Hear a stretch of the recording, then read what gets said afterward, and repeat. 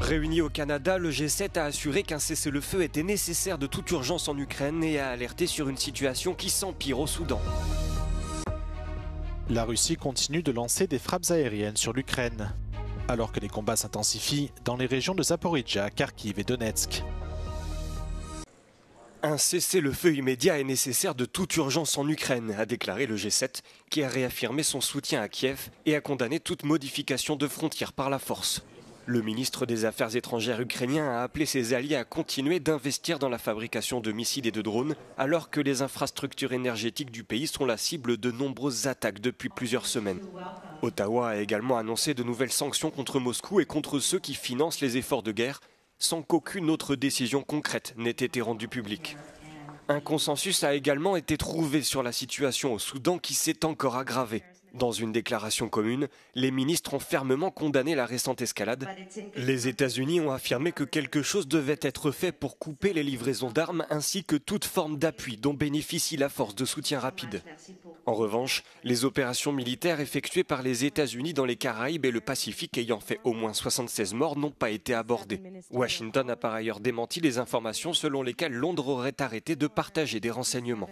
We have very strong partnerships with the UK and other countries. Again, nothing has changed or happened that has impeded in any way our ability to do what we're doing, nor are we asking anyone to help us with what we're doing in any realm, and that includes military.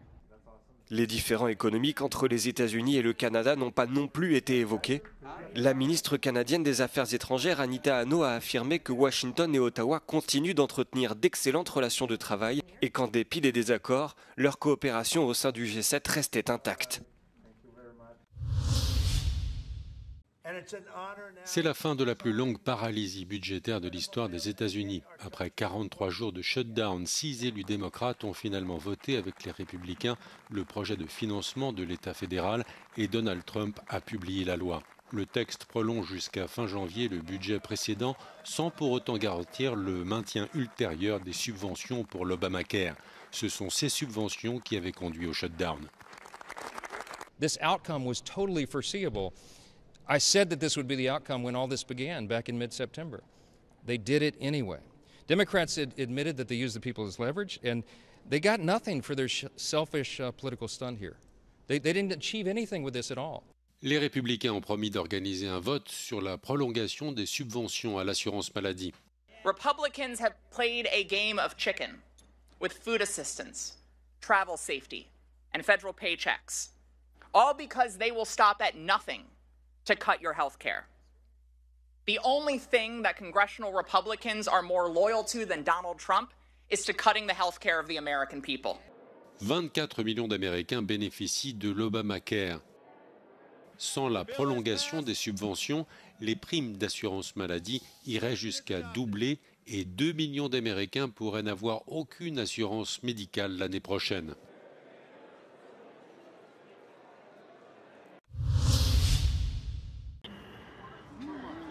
Moscou continue de pilonner l'Ukraine, tandis que les combats se poursuivent dans l'est du pays.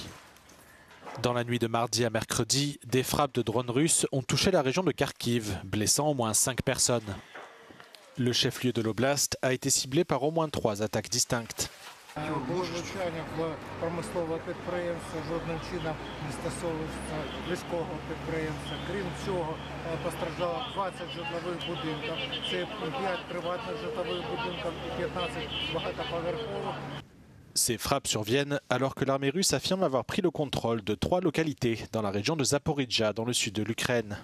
Kiev a confirmé avoir retiré ses troupes de plusieurs villages pour préserver la vie de son personnel. Les combats se sont également intensifiés autour des villes de Kupiansk et de Liman dans la région de Kharkiv. Mais les affrontements principaux se déroulent toujours dans la ville ukrainienne assiégée de Pokrovsk, dans la région orientale de Donetsk. Ce bastion stratégique a été le théâtre de plus de la moitié des combats ces dernières 24 heures. Les Nations Unies ont publié mardi un rapport abordant la question complexe de la climatisation durable lors de la deuxième journée de la COP30. Alors que l'ONU prévoit une augmentation de plus de 2,5 degrés d'ici la fin du siècle, de plus en plus de personnes dans le monde entier ont recours à l'air climatisé. Mais ces systèmes très gourmands en ressources contribuent eux-mêmes massivement aux émissions de gaz à effet de serre.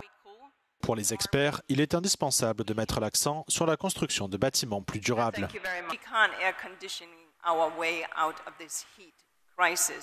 We have to, if we do that, then we will just drive up greenhouse gases, raise costs, cause grid overload, and essentially peak demand. Instead, we have to think about smart buildings, affordable cooling, ambient infrastructure, integrating the environment into the urban setting while cutting energy sectors and the carbon footprint of the cooling itself. Des militants écologistes ont franchi les lignes de sécurité de la COP30 dans la nuit de mardi à mercredi, portant des banderoles appelant à la sauvegarde des forêts. C'est la première fois que la conférence des Nations Unies sur le climat se tient au Brésil. Des délégations de près de 200 pays participent aux discussions de la COP30, qui se déroule à Belém, à la lisière de la forêt amazonienne. Le 13 novembre 2015, 3 commandos islamistes assassinaient 132 personnes à Paris. Les terroristes se sont fait exploser au Stade de France, ont ouvert le feu sur des terrasses de café et ont pris en otage la salle de concert du Bataclan où ils ont tué 90 personnes. Arthur Desnouveaux était dans la fosse du Bataclan. Il est le président de Life for Paris, l'association de victimes qui sera dissoute le 13 novembre, ce jeudi, 10 ans après les attentats. Took me a year and a lot of, medicine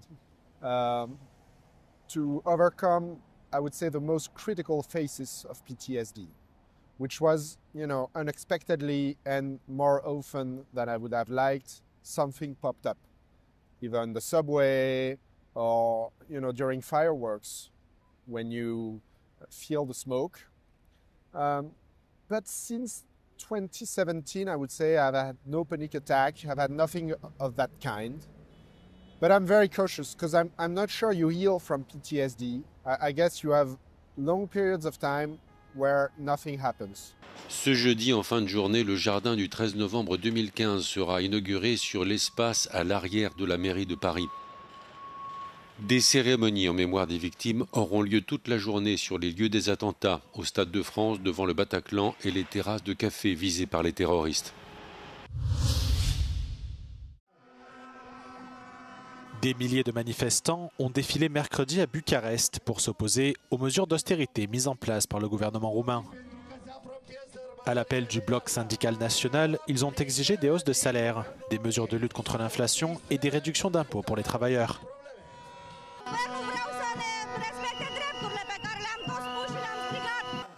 Environ 2000 syndicalistes des secteurs de la santé, des transports et de la communication ont exprimé leur mécontentement. Ils ont manifesté pendant 2 heures devant le bâtiment du gouvernement avant de se diriger vers le palais du Parlement.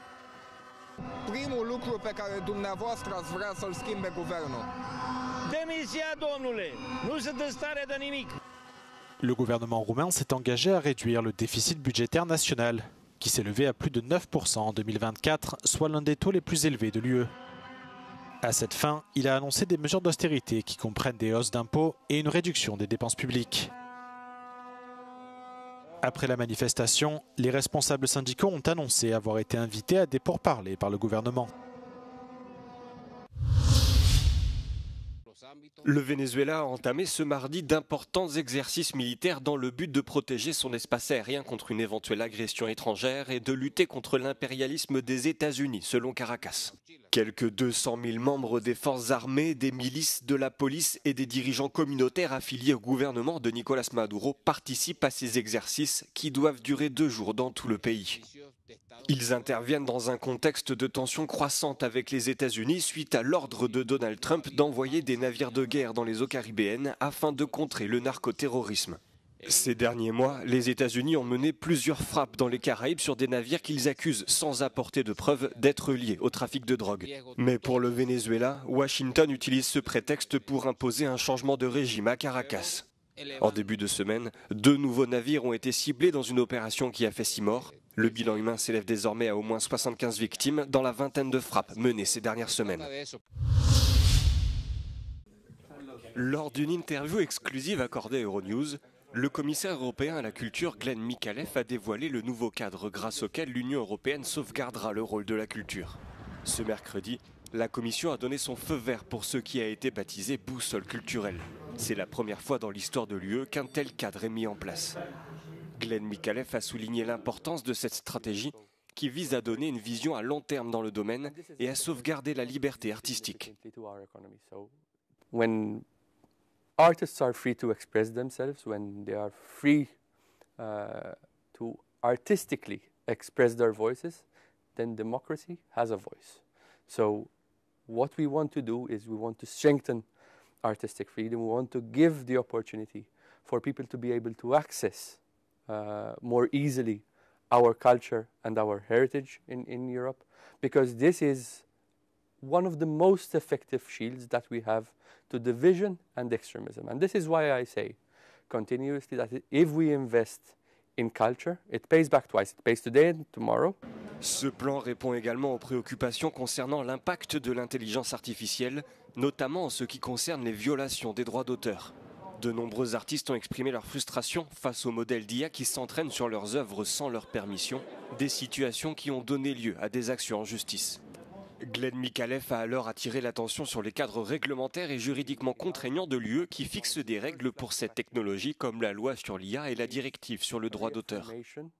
And this is why we also propose in the Culture Compass an AI strategy for the cultural and creative sectors to help transform the challenges that these sectors face into opportunities.